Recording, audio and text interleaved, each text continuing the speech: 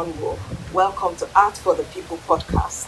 Thank you for inviting me. It's a pleasure to be here. Lovely environment we're in, and you're well suited to the scene yourself. I was on your IG profile yesterday and I read true art, like sartorial elegance, is timeless. So can you please talk about your concept of the sartorial and how that connects with your art?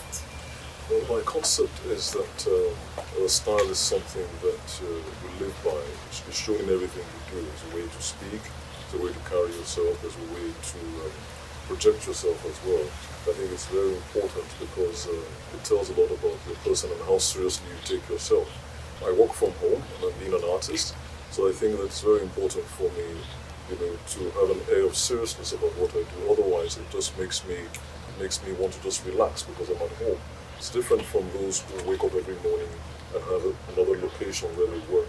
So I think that has informed largely this discipline. The second influence is probably my father, who was a very elegant dresser. He was a snappy dresser himself. So I think that I've imbibed as much as I can from him. And I'm infusing, of course, I'm living in different times, so I'm infusing my own personally into my own style. I don't necessarily follow fashion trends. I think that true style is effortless and it's timeless. And it's timeless, yes, yeah. And if you have a way of living, you'll find that this also transcends even to your living space, because I try to collect items that have a little bit of a history behind them. So my own little space is well curated, and so with my dressing, I take a little bit of everything, and I dress like a gentleman, which I think is it has to do with being timeless and elegant.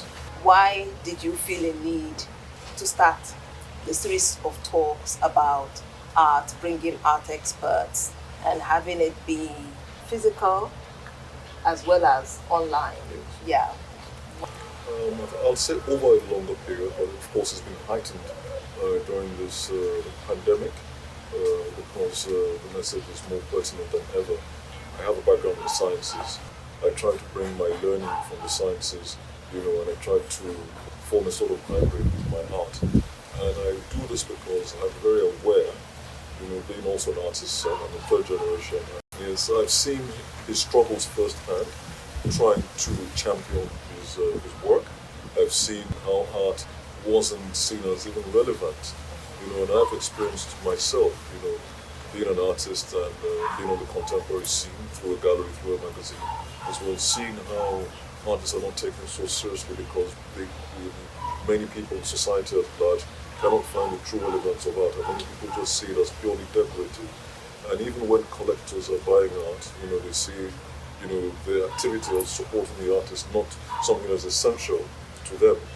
So I felt that the only way to make art more relevant is to have an interdisciplinary structure or platform where people from all walks of life can come to talk about the role of art in shaping society positively. And I think that in shaping society you have to impact policy. And so you'll find that a point of view, brings a whole plethora of people. You have the artists, the visual arts experts like we call them. You've got government officials, you've got those in the sciences, So multi-sectoral, so to speak. Multi-sectoral, yes, that's the word. To talk about how art can shape society and address pertinent issues affecting Africa and the rest of the world. Just the other day we had a talk about art and the environment. We know that Lagos might be submerged in the next few decades, for instance. So how are artists responding, how are creatives responding? What can and we the do? policymakers, Yes, the policymakers, the world apprehending this. How they are apprehending it. So this is for us. These are the important issues. That artists, as visionaries, as people who are very creative, must be able to find creative solutions, which those in science and technology may bring into fruition. The artist thinks about these things. Visions a solution. And the engineer, brings it into fruition, and the policy maker, makes sure that it's placed. And Enwonwu Foundation, how's that going? And do you feel over the years that you're achieving your aims and objectives with that? Well, it's going well. I think that it's a process. There's still many things that we want to achieve. It was established, I think, in 2003 to preserve my father's legacy and contributions to art. Of course, funding has always been a problem. It's a perennial problem in Africa, even for creatives all over the world. It's always a funding issue or the other. So there's a lot more that we want to achieve. We've, as much as possible, outlined programs that show the relevance of art to society. So because lots of people just think that it's about being decorative, but there are many angles to art. Art, is political, it's a soft power. Art can be used to challenge negative stereotypes thrust on Africa, especially in Nigeria with Boko Haram and other menaces that we have, corruption and all of that. Kidnapping, Yes. banditry, Kidnapping. so-called banditry. Absolutely. So I think art is a way to, clean up our image, brandish us in a good light. So these are some of the things that art can do, and how it can bring us closer together as people for us to better understand each other and for peaceful coexistence. Not to talk about its investment value, judging by the staggering amounts that Nigerian artists achieving on the international scene and even on the domestic scene as well. So these are some of the things that we try to show through art at the foundation. We have exhibitions. We are publishing books on Enwonwu now as well. We have our talks, and we're trying to do a catalogue resume, of all his work so that we can stem this spate of forgeries. So these are some of the important projects that we've had consistently over the years. Like I said, there's still more to do. We're trying to digitize his archives now, so we're seeking a partnership internationally to make sure that it's done properly and professionally to international standards. Of course, we're hoping that it becomes a resource for many people who want to study more about his work and fully evaluate his impact. Scholars, yes, art historians, etc. And even students as well. Yeah. So there's still a lot to be done, but so far so good. We're happy with the pace of work. I mean, you mentioned, forgeries and things like that. Sometimes these artworks come out, and sometimes you wonder where are they coming from, because you tend to think that, well, he had a huge body of work, but they are still finite. Do you wonder sometimes, or do you have an answer to someone like me wondering sometimes, where are these Enwonwu pieces coming you're from? So right. I wonder myself. He's had, like you rightly said, an extensive career spanning over 60 years. He was very blessed in the sense that his career traversed pre-colonial, colonial, and post-colonial times. And there were reactions to in his work that you can see to these different periods. It's almost like he's responding to various stimuli that enriched his work tremendously. And that's why you see, a very broad scope. And the fact that he was multidimensional in the sense that he could work in almost any medium, from sculpture and bronze and wood to paintings, and even the paintings that were oils and the pastel paintings, the charcoal drawings. So he was very broad in his output. Yes, there are new works that come out every day, but we've tried as much as possible to study his style. We have experts working with us as well. We have archival material that could validate, authenticate pieces, and this has been very useful in our work. And he himself kept quite a good record. Yeah, I was going to ask, how much of a record keeper was he himself? He did well. I mean, as a professor, he did well. And he's got lots of photographs. He left a lot of photographs. So you can actually see him sketching or standing and next to the progressions of the sketches. Yeah. So you see a lot of that. He documented these things, especially with the sculptures, because sometimes sculptures have to be drawn before you actually make them. So I think that those have been very useful, in our work. Yes. Working almost in any medium. Yes. In your work, Yes. would I be correct in saying that you have not felt a need to broaden the scope, as it were? Or is there a correction you want to issue to that? Yes and no. I'm most familiar with your paintings. Yes, that's why I'm saying this. You're absolutely right. Yeah. I think that I excel more at painting. I think people like him come once in a century. Yeah, I I agree. So I'm by no means as gifted as he was. So But I'm happy with my output, and I think there's room for growth, and I think that you'll be happy with my paint. And that's for me gives me the greatest joy and Great. satisfaction. Yeah, when you were talking earlier about the sartorial, this sense of style, art, essence that transcends current trends and all of that. I also thought about what I see in your art, this sense of an embrace of what some might call an older aesthetic in your painting. Well, although I also work as a curator and I've seen all sorts of discourses, I still believe that through art, you've got to show your skill. Art is visual, and its visual power is what gives it its greatness. And I think that when there's so much of an intellectual context to it, then it takes away from the visual strength of the work. I feel that, from the very definition, visual art, its true strength comes from that skill, that ability, so you don't necessarily always have to have critical text accompanying your work for it to be explained away. So I appreciate contemporary art. I know that it's got a lot of discourse. I know that in making it more intellectual, we borrowed so many philosophies in enriching our work. But I still believe that the simpler and the more visually, engaging it is, that's really where its power lies. So maybe, that's what people see, and see that sense of the past in my work. Another reason why anybody would see that is because of the themes that I engage in. There are perennial themes that still affect us today. I take from our history and interpret our history in new ways as a way to for us to decolonize and find our own identity, as people, and I think that you might see that a lot in my work, because my work essentially is about, identity, who are we as people, how can we go forward without understanding our past, how do we challenge Western stereotypes thrust upon us, who are we as black people, how do black people come together around the world, how best can we fight racism, if we don't celebrate black excellence, for instance. So you see in my work, a way to show the elegance of a woman who I think is symbolic of Africa. How am I able to depict us in very positive light? I think that we should celebrate what is good about Africa, celebrate our fashion, celebrate our brilliance, our achievements. Let's move away from the framework of the exotic when they want to look at us in good light and depict us at Mr. Safari.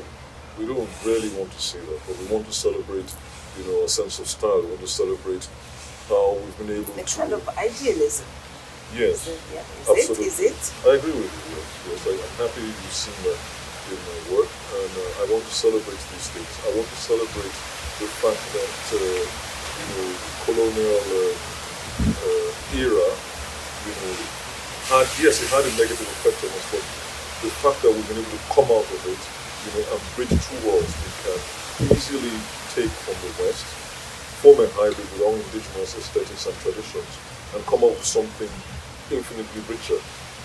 So I think that the fact that I'm proficient in English, and maybe for somebody else who is also proficient in English and can speak his local dialect, I think makes you a much richer and balanced person than maybe an American who is only well versed in English. So the fact that I can put on a waist. So you're more of a world citizen, as it were, absolutely, than absolutely, so a monolingual absolutely, person absolutely. in Middle America. He just took the words from me just now. So I think that's what makes us the better for it. The fact that we have all these experiences, we live through them and triumph as a people. Granted, we are still finding our feet, but that's the reason why I think Nigerians excel anywhere in the world. They are amongst the topmost professionals, all over the world. Our fashion industry is right at the top. Our film industry is right at the top. Our artists are well known internationally. And I'm not even speaking about our writers. If you put that's even the icing on the cake, for instance. So I think that all these experiences, have made us the better for it. Yes. Indeed. You seem to have hit on a lot of the themes underpinning your exhibition, the politics of representation. Do you want to share a bit more about the title for a start? Yeah, the politics of representation, I think, best embraces the exhibition. Most of the works there are portraits, for instance, and like I said earlier, I'm trying to celebrate all what makes us people. So those portraits and portraits for me, you capture not only a likeness, but you capture a person's experiences. You want to depict the person, in positive light. You want to make sure that the gaze is strong and confident. And for a people whose gaze has always been lowered, and we've always been objectified and looked upon, I think it's our time now to look and fix our own gaze. So even if our gaze is averted, we should still be able to see that confidence, that regality, that greatness, and I try to show that in my work. Dignity. Dignity. Now, for a very long time, if you look at historical accounts of modern art, in the West, we've been sidelined. Even modernists like my late father were dismissed as pale copycats, because when you think that he was exhibiting as early as 1946 with the likes of Picasso, and you look at the differential, between the two artists as at now, and you see that there's a gaping in terms of pricing on the market and all of that, books that have been written about the artists, the scholarship, on all of that. The then you engagement wonder, by art historians. absolutely, especially when the likes of Picasso indeed copy from our own forefathers. So you begin to wonder. So we've been sidelined in history tremendously. If you look at the paintings, you don't see many black people in their paintings. So we're not even well documented. And even when we are documented, we're depicted as slaves. So a lot of my work has to do with, portraiture, because I think that is one of the pivots of Western art. So I'm using, in a way, their own tools to speak to them, depicting my characters in the same classical poses, the same classical ways that they would have done when they were depicting the viscounts and lords and barons and kings. And I'm showing the everyday people of Africa in such regality as well, that yes, we've achieved a lot. I'm celebrating our black excellence. I'm celebrating who we are as people. So I love the black skin. I love the velvety tones of our skin. I love the confidence of the African woman, who is very nurturing. When you think about how important women are, the likes of Fumilaira Kuti, the likes of Queen Amina, the likes of Moremi, and all they achieved, I don't see any reason why, they shouldn't be celebrated. So I put all of that into my work. And of course, dance and rhythm, has always been very important for me, because a lot of things are communicated in Africa through dance. And for me, even when I depict a woman in the nude, for me it's not necessarily about her nudity or the beauty of her skin, but I think it's a form of protest. It's a form, when you think about how in Africa kings were deposed in those days, or how, those riots, how women went topless. So for me, it's a show of strength. It's a show of, showing what they want, and disagreeing with and making leaders accountable. So for me, it's always women who have been at the helm of affairs. I think also that my mom has played a very strong influence in my life, and there's a painting that's going to be shown at the exhibition that's dedicated to her. And for me, that stems from that sense of the woman being strong. And there's another one I call the Court of the People, where you have 11 dancers, and they're from a sect called Otwodu in Onitsha, the women, and they help to keep society peaceful. So they're wealthy, very accomplished women, and they're well recognized, and they form that into an age-old tradition where they help to shape society. So women have always been given such a prominent role. So I think they should also be celebrated as well. So I think that that's what I'm trying to say, in my work, because it's very personal to me. Yes, I had a famous father, but my mother was more present in my life, and for those who know me well, you'll know that we are extremely close. So I think that having an exhibition from the last one I did way back in 1999, and she's the first person I'd want to celebrate. It's going to be right there at the exhibition. And what's the title of this work? I just call it Mother. Talking about the style of your work, the period that you're engaging with, the style of European art, and you said the word protest. How much of it is a subversion of the style in European art at a certain period in the past? Are you subverting that, or exploring it, or you're in dialogue with it? I think I'm in dialogue with it. That's a very good word to use. I think I'm in dialogue because I'm trying to show a different perspective. I don't see myself as dismissing historical accounts of art history, no. But I think as a scholar, I am engaging with it, and showing a different perspective. I'm asking questions that in the discourse of modern art, why are Africans excluded? If modern art for me is a departure from Impressionism and all those schools, it's a departure from classicism, for instance, right? Why are Africans, not celebrated for their own idea of modernism? And why are Africans and other regions of the world excluded, from the center? If, their work is a departure as well, because artists like Enwonwu, artists like Desire Society, those who came from Desire Society, were able to blend indigenous traditions with Western modes of representation. So why are they not included, right in the center? Why are they, judged, in the periphery, for instance? So I think that I'm engaging with art history. I'm asking questions: why are blacks excluded? You need to include them as well, to enrich your discourse and to make it more objective and more credible. That's essentially what I'm doing. And fighting the erasure, Absolutely. historical, Absolutely. artistic Absolutely. erasure of our people. Absolutely. Yeah. Why the long gap between this and your last solo exhibition? Okay, because I think I was running the foundation, which I established in 2003. I think it was important at that point because it marked about 10 years of my father's passing, and I felt it was important to preserve, like many things in Nigeria, we don't preserve things, and a lot of things like to waste. We need to look at buildings, historical buildings that have been pulled down, and then we'll be very unhappy.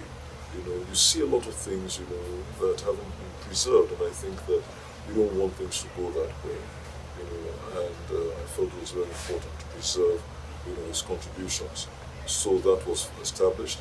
Then, of course, I headed the professional body for artists in Nigeria. Society of Nigerian Artists, the SNA. SNA, and I was there up until my handing over officially. So I've been there since Mohammed Suleiman.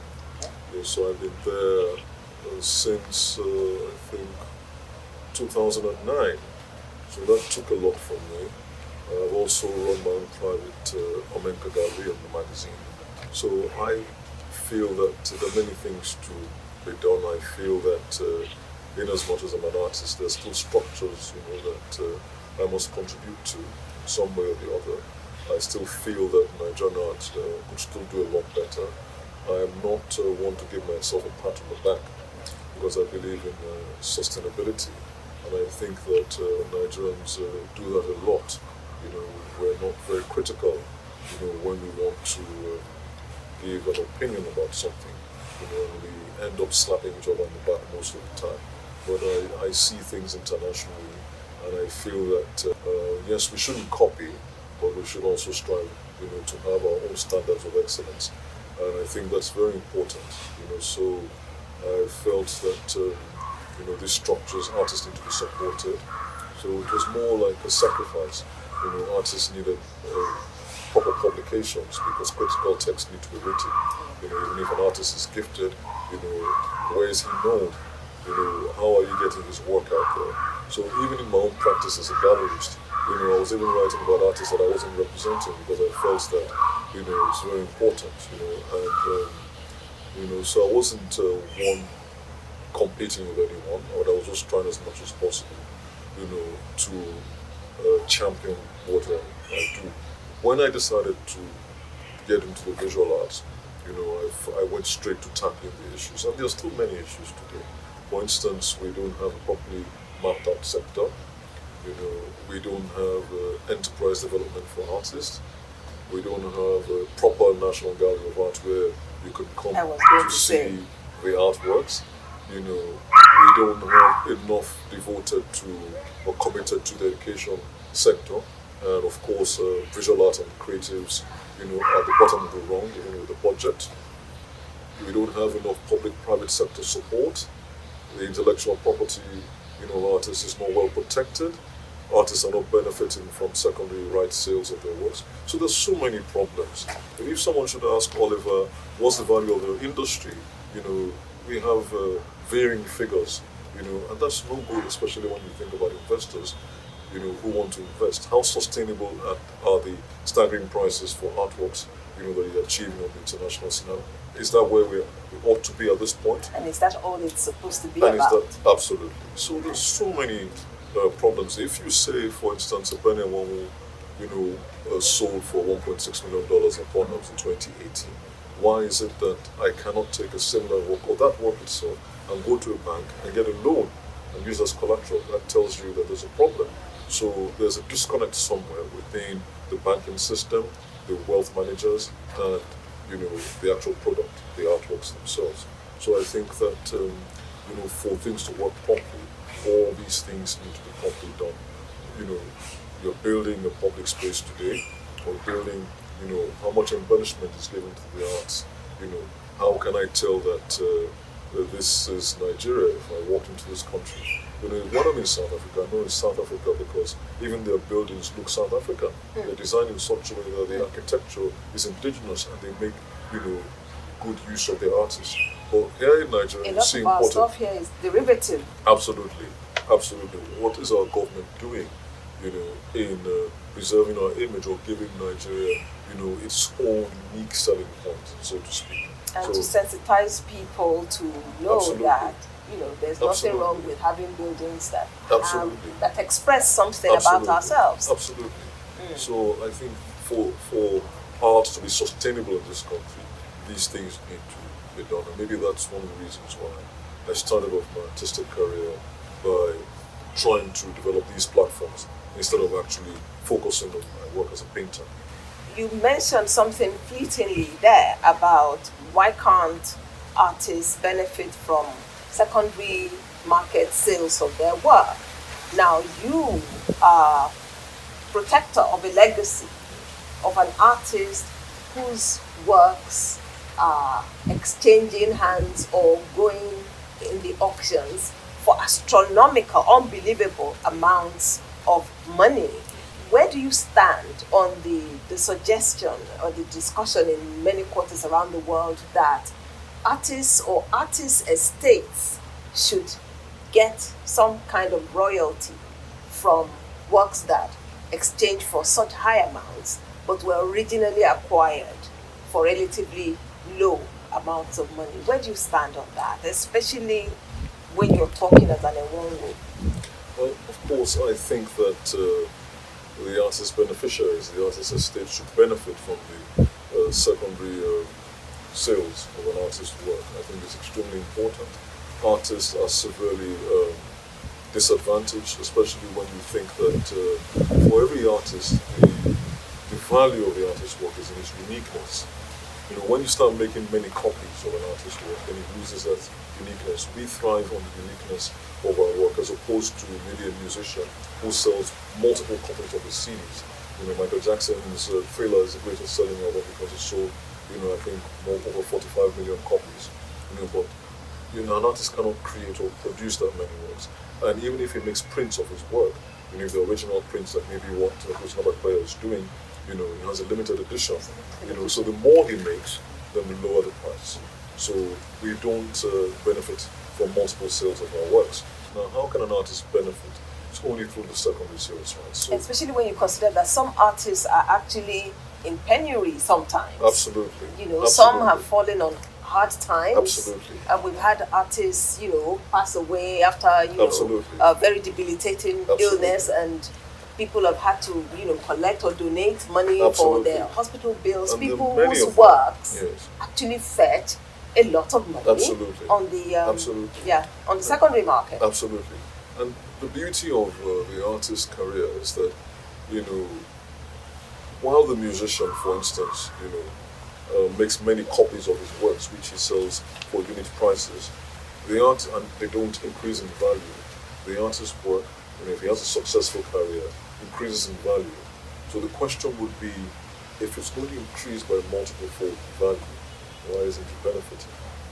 You see, so his works in reverse in the sense that it keeps gaining, especially when he passes away.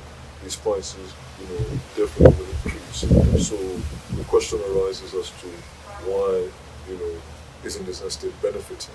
The prices that Enwonwu is achieving on the market now, were not the prices he achieved in his lifetime. There has been an increase.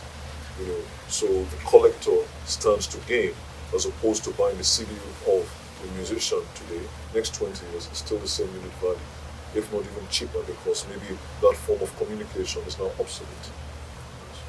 Now, you said earlier that you were not going to be an artist, but that when you decided to be an artist, so what was the trigger that eventually led you to becoming an artist? That's number one. Then number two is, was it a challenge getting people to take you seriously as being the son of whose father you are? Well, that's a very good question. I think I'll go for the easier one first. Okay. The easier one, what was the trigger? I was a very quiet child. I remember that even my teachers would wonder why I didn't want to go out for break. Instead, I'll just bring out a novel and read. And I wasn't very sporty, so I never really played football. But I liked to watch football. I used to watch people play. I used to watch it on television, but I wasn't very active. So I was more of the bookworm. But I always had friends because all I had to do was bring out my pencil and sketch, and everybody wants me to draw them.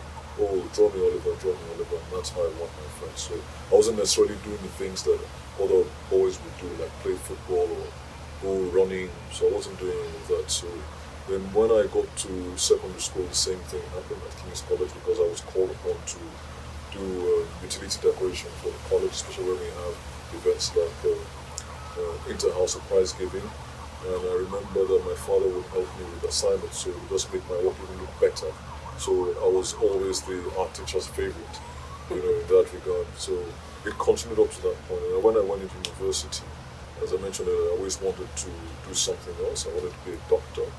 My own father wanted me to be a priest, because he wanted to, wanted to dedicate his youngest son to God, and that happened to fall on me. But I don't think that I was good enough material for that, so I'm happy the way I turned out. So I'm very happy that I didn't take up that mantle. But I was always good at the sciences, and maybe that's one of the reasons why I wasn't so interested in art. Because I remember that even in secondary school, all my subjects, well, of course I did art. I had A's in all subjects, but I was more physics, chemistry, biology. Because of what I was going to pursue. What triggered it? I recall that this was the break that I had, and it came from a very close friend of mine called Timothy. Now, while I was at school, I will always make extra pocket money, because I could draw and sell paintings to people like Mr. Dimaya, who has always been a very close family friend, so he would support me. I think at that time, I was sketching for 2,000 naira or 3,000 naira, and he would take some of my works and sell them for me and then give me the money, which at that time could buy a shirt. When I would draw, I would take them to his gallery at Mundano Drive in Ikeja, then he would pay for them or help me to sell them off, and then I would just quickly buy a shirt and look good at school.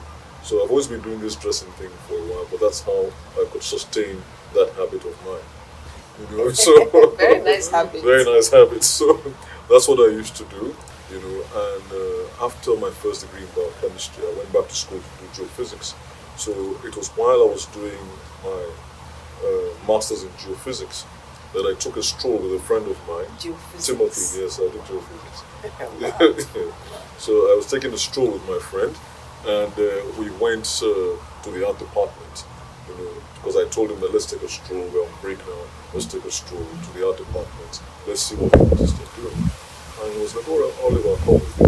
We went there and saw what they were doing, and there was a notice, on the board saying apply for the postgraduate diploma, in visual arts. It's going to close in about 2 weeks. This was at University of Lagos. And he had always been warning me that, Oliver, you have a gallery. What are you doing here in your physics class? What are you doing here? You don't even seem happy. This is your natural element. I've been to your gallery. This is what you do. And he convinced me that day, that I should just get the form. So I took the form, and I never looked back.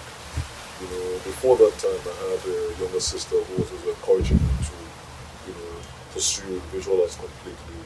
Even my mom, always felt that in as much as I was talented as an artist, but she felt that I needed some structure. And so she was for the others divide.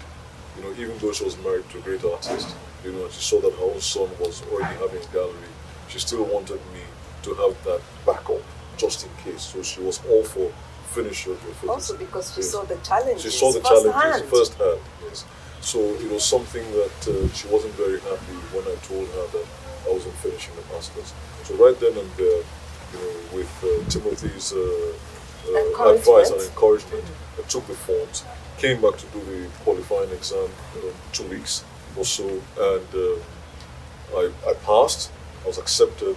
I got a distinction in that year, the postgraduate diploma in visual arts. Then I went on to do the masters. And now the tough bit. Yes. Getting people to take you seriously as an artist, because it's so easy to dismiss. Yes, I agree with the you. son of Enwonwu. I find out. Who do you think you are? Absolutely right. I find out that it's a double-edged sword. Many people would think that this is a famous name, I have a brand, just come up there and do something. But to many people, they're extremely critical of my work, just like you said. So I find out that I have to do the extra mile to kind of prove myself. Anytime they speak of Enwonwu, the reference is first to him. Of course, before Oliver. Yeah. So I have to add my name first. Yes. So it's always going to be there. I think it's the same thing that Femi went through before he established himself. And now he's established. So I think that with that antecedents or precedence before me, I think that should encourage me. That if Femi can do it, then I can. Indeed. And the exhibition is being presented by SMO, Yes, SMO. Contemporary. Yes. Why them? Why not Omenka? Omenka, because it wouldn't be objective. Okay, great. Yes, yeah, it wouldn't be objective. So I wanted a curator of repute to put it together, and I think I'm very happy with what she's doing, and I think it gives it a very objective feel. A lot of people know me as a gallerist, an administrator, probably a curator, but I think they need to see another dimension, and I think that she's best suited, because she's known me for a while, and she appreciates my work, and she also knows where I'm coming from. She also appreciates my father's work, so I think that she's the best suited person for it. Yes. And of course, being Sandra Mbane for Obiago. Also for Monicha as well. Yeah, also, okay, great. Yes. The nature connection. Nature connection, Yeah, yes. great. Is some elements of your work seeming to be in dialogue with the work left by your father, Ben Enwonwu? The dances are reminiscent of his African dances? Yes. Yeah, series of works. Is that deliberate or? It's not. It's neither deliberate or intentional. I think it just occurs because. Or you just decided to also explore masquerades because masquerades are irresistible. Well, I think yes, they're very enchanting. Yes, I think they speak directly to my theme, which is all about identity. For me, I look at various aspects of the masquerade and I enjoy them. For instance, I think that the masquerade is the most complete form of art because it embraces sculpture on the mask, it embraces dance, costume, performance, painting, literature, music as well, because the masquerade is dancing to the drum beat. But what I find most fascinating about the masquerade is the fact that, and I think this is where identity comes in. So in as much as my father might be enthralled by, the movements and the rhythm, yes, that gets to me as well. But for me, it's more about identity, like I said, which is my major thrust. And I'm enthralled by the fact that, you have a man who, puts on the mask, and at that moment, he's no longer a man.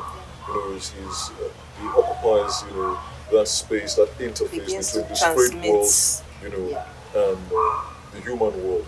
So for me, that is very interesting, because it speaks directly to identity. So who is this person? How can you occupy those spaces at the same time? So I've always found that very fascinating, and I try as much as possible to bring that into my work, and that's why you see my masquerade suspended. You see a lot of clouds around them, because I'm trying to add to that mystique, which you may not necessarily find, in my father's works, where most of his masquerades over that period, firmly rooted on the floor. So you see, like I mentioned earlier, you have a lot of artists who might paint the same model, but interpret it differently. So my painting masquerades is twofold. First, I think is also a homage to him, in homage to him. Secondly, I'm exploring it, and it's also a conversation, because I feel that just like any body of knowledge, I'm a researcher, and I see that you always want to add to what is out there, and I think that is what research is all about. People have done things before you. You want to push the boundaries to add to that little bit of knowledge, and therein lies your own contribution to that body of knowledge, or that body of work. So that is my own contribution to suspend the masquerades. Yes, he paints people, he paints dances, but it's not the dance of the movement that's necessarily my focus. Mine is a celebration of black excellence. Mine is a celebration of the black people, of the black personality. And that's why you see my works are not that stylized. These are sometimes pushed through abstraction, but I won't necessarily go into that. I'm more realistic, and maybe that comes from my science background, because I'm more exacting, with my own thought process, and he, is more psychologically expressive. So we're different in that respect. All about it, placing the right structures. And I think if you don't have the structures, then you cannot sustain the growth that you already have. It's not sustainable. It's just a matter of time that you'll be deflated. And what are these structures? I think that the private sector, of course, has a major role to play. I spoke earlier about the fact that our industry isn't well mapped. If your industry isn't well mapped, then you don't know the actual value. And when you don't know the actual value, you can't pinpoint the areas where you need investment. For instance, we've got galleries, that are selling works. And the galleries themselves are not specific to artists, because you don't find, galleries, representing particular artists. For instance, you see artists being spread across 2 or 3 galleries right in the same city. So that's a problem. You don't have proper transportation, people who move out. You don't have proper storage facilities. You don't have art insurance, at that high level where a company actually, specializes in art insurance. You just see the general insurance companies, and then they have some art policies that are not specific to the artist, for instance. That's really what obtains, and you see some of these companies developing that aspect because they see opportunities, but you don't see specialized, art insurance companies, so their offering, of course, comes limited. You don't see, for instance, companies like that would start up a fund for artists. You don't see art finance companies that will give loans using art as a collateral. And even with the advent of cryptocurrency, you don't see those into blockchain, for instance. So these are some of the problems and some of the things that need to be developed. You don't even see artists and filmmakers collaborating, for instance, to do a major movie on an artist. And I think that because this industry is not so well developed in terms of structures, you just have individual stars who have become famous, but as a collective, movement, you don't see that collective platform. No you don't see that. center. Beautiful. You don't see that. That's the reason why maybe the bankers committee would, develop the national theatre, and you don't make art as one of the pillars, for instance. So because they don't really see how the artist or how that investment is going to yield in sustaining the structure. So they've built their pillars on film, for instance, which is more developed in the sense that you can see actual sales. There are actual platforms like Netflix that are partnering with the filmmakers, so there is a straight path to profitability. straight away. You don't see that with the artists. So I think these are some of the things that need to be in place before we start seeing prices that not only are sustainable, but that can even increase in value, in the years or decades to come. Yes. Is it to a certain extent also to do with the state of the Nigerian economy in general? The foreign exchange rates, the secondary market not being quite there yet? Is it about the buying power of those collecting art here? Is that in some way dragging down the price internationally or not? No, I don't really agree. In many ways, if you look at it from that point, yes, you might see, the merits in that. But if you look at it from this angle, which is that there isn't enough appreciation for the arts. If the visual arts are seen as something that is investment worthy, and that begins with mapping out the sector, for instance, and understanding the artists and watching trends to see artists that will increase in value, then collectors, just like anywhere else in the world, artists inextricably linked to wealth. That's the reason why Picasso can go for $100 million. Meanwhile, it's just canvas, and paints. If they begin to see our artists in that light, then these artists, have intrinsic value in their work. If well promoted, well packaged, you can achieve this value. And if collectors also see the investment value, and bring art as an alternative investment into their store of offerings or their store of wealth, then the game changes.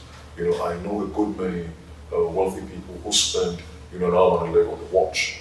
I know people who have 7, 8 to 10 cars in their fleet of cars. I know people who believe so much in real estate and land, and they got so much land property across not only Lagos but even internationally. Now, just imagine if a fraction of that was spent on their art. So for me, it isn't the lack of finances or the buying power; it's the interest and the understanding and the appreciation that art is not just beautiful for aesthetic value, but it's also got investment value.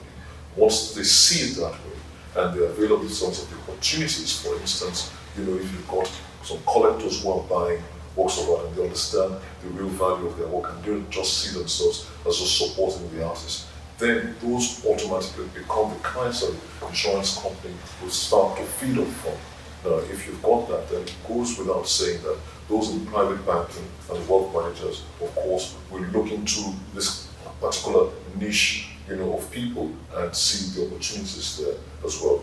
This leads me nicely to this period we're in, the pandemic, and discussions all over the world about artist welfare in the society of Nigerian artists. You being the president, what initiatives, if any, did you try to put in place to support artists? Well, with the support of my colleagues and members, of course, of the society, the SMA was tasked with, I as president, was made chair of the committee, visual arts committee, subsector, to draw a plan, not only to advise on palliatives, but how to implement them.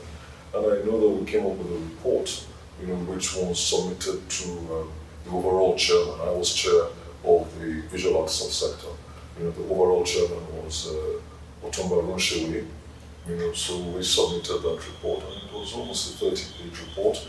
It outlined even loans for artists, short-term loans, long-term loans. It mapped out the sector, mapped out who the practitioners are, because lots of people just think they're just painters and sculptors. But I looked at curators, we looked at those who are into conservation. Then it also brought in other societies like the bronze casters at Egon Street in Benin. We took data from them, we brought in a lot of these people, so we catered for even the ironmongers and those into basketry. We brought in for the first time because we wanted something that would boost the industry. We weren't just looking at the short term, we were looking at the long term. So the problems of the industry, we mapped everything out. Areas that we need investment, we mapped everything out. Even export of artworks and how government can ensure enterprise development for artists and continuing artist professional development. All of these things were mapped up in a very solid report. And it wasn't only my opinion, but opinions of my colleagues, member artists. There were enough opinion called from different places to make sure that we have that sort of reports that will transform the industry.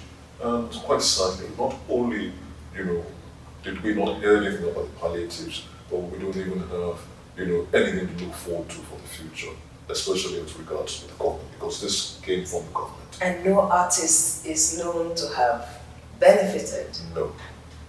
No artist. So for me, was it a wasted effort? Is it that we don't have people who can think in the country? We do. Do we have good reports and blueprints? Absolutely. Implementation has always been our game. Let's go back to tutu. For those who may wonder, how many tutus are there and how many have been found? I'm talking of the artistic tutu now. Okay. I think there were 3. The third one I don't really see as a tutu because it doesn't quite capture the features of the elegant woman. So to my mind, I would say 2. Many people would say 3. I say 2. One of them was sold at Bonhams in 2018, June of 2018. But the other, which is the more famous one, the one in the limited edition printer, the one that he signed, very conspicuously and very proudly. Not only did he sign with his name, he put the month, 1973, December, and the location in Ilefe where he painted it. And I think that painting was something that he had under his bed, and he would tell his friends who wanted to purchase it that, it's in a vault in the back, but he knew he would make a crate out of it and place it under his bed, or sometimes he would leave it in his wardrobe because he was very attached to the painting and he considered it his masterpiece. So he never sold it. Unfortunately, it was stolen. We're hoping that one of these days that it will come out of the woodwork. But it's a painting that is missing, really. The one that he signed with the month? Yes. And they hid it under his bed? Yes. So it's not just about tutu acquiring this larger than life image in the public imagination over a period of time. Even he recognized it as his masterpiece. Absolutely. He was very attached to them. Things like that he never sold that were very repetitive, at his exhibitions, and he will always conspicuously, display or indicate that not for sale, NFS, NFS, NFS. He was his works for me were like his children as well. He was very attached to them, and it's a lesson that I would even imbibe because I decided that I wouldn't sell my paintings. There's some that I must keep, that remind me of my progress, as I go along, and things that I can even leave for my own children. So it was a work he never sold. Fortunately, it was stolen. So what you see. So this is an artistic whodunit in Nigerian art. Yes. It's a mystery. It's a mystery.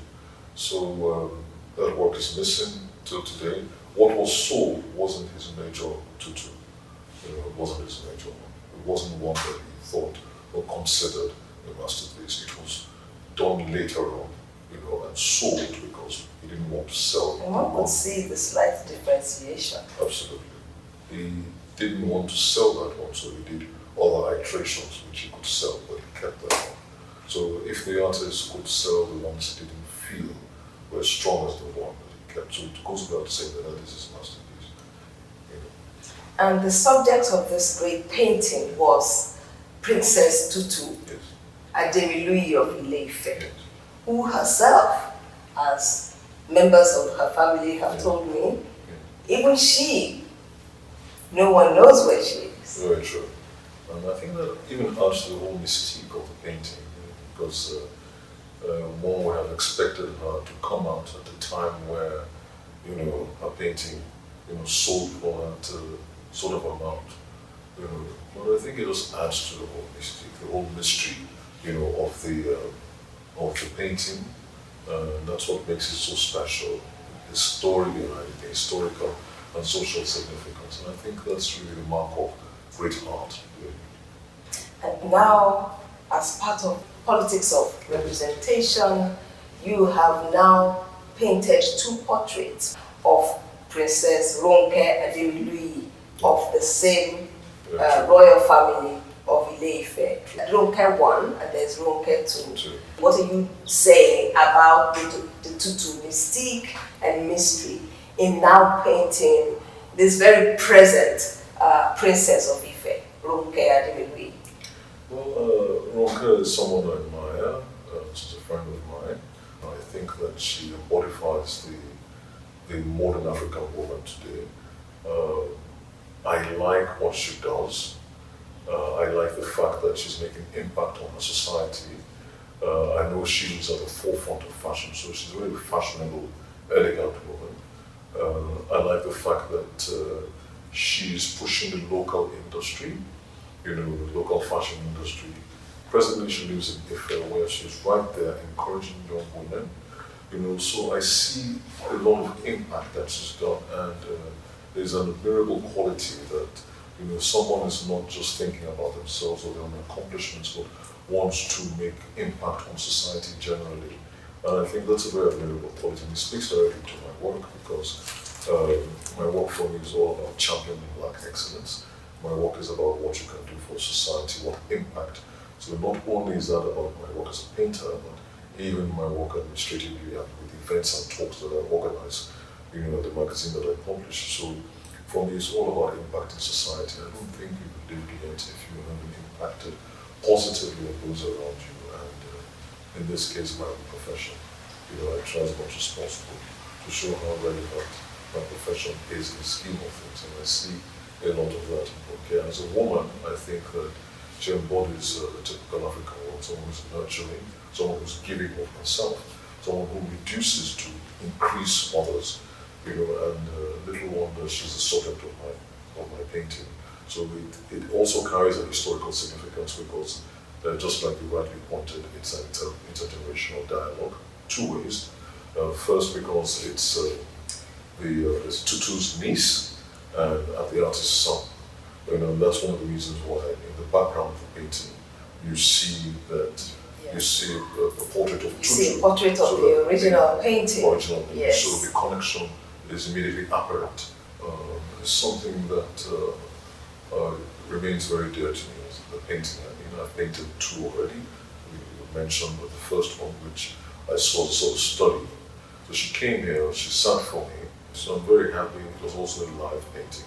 The only thing I've done in the second iteration, which is much larger and more detailed, is that I changed the background, because yet again I wanted to situate her a discourse to make her more regal and to use the same tools that the West have appropriated in portraiture to sort of make Africans more submissive, so to speak, and the same tools that I'm using to champion the African woman. She's regal in her carriage, her pose is almost classical. The furniture around her speaks to the dress. Yes, and the dress speaks to her furniture speaks to a kind of golden age. Golden age. So I've used all of that, to celebrate her Black excellence. And when you think about her own personal qualities, as spoken of her nurturing, her impact, it all comes together. Okay. Not going to be saddled with the affairs of the SNA anymore. Are you going to be doing more on your own studio practice? What have you got planned? Absolutely. First bus stop is my exhibition opening on the 19th of September at 2021. Already this year, I've participated in 2 international shows, group shows in America. So I'm very pleased with that. Though I couldn't travel, of course, because of COVID, but I think my works were well received, so I'm very pleased. And I think going forward, I will spend more time on my own career as a painter. I will, of course, continue my work with the foundation, preserving my father's legacy. Publishing has always been of particular interest to me. I love to write. I love to contribute to other artists, like their accomplishments, and try to, give a little advice where I can. So I'll continue to work with artists. But I think the focus is mainly on my career as a painter. I think I've left that for too long. Yes. Oliver Enwonwu, thank you so much for talking to Art for the People podcast. I enjoyed this conversation immensely. I think I've enjoyed it even more than you have. I know that the podcast is just one of the many good things that are happening in Nigeria. Thank you so much. Wishing you all the best of luck with the exhibition. Thank you. ẹjẹ́ àbárẹ̀ ní sòtọ́rọ̀ ẹjẹ́ àyà rẹ̀ ní lọ́gbọ́n.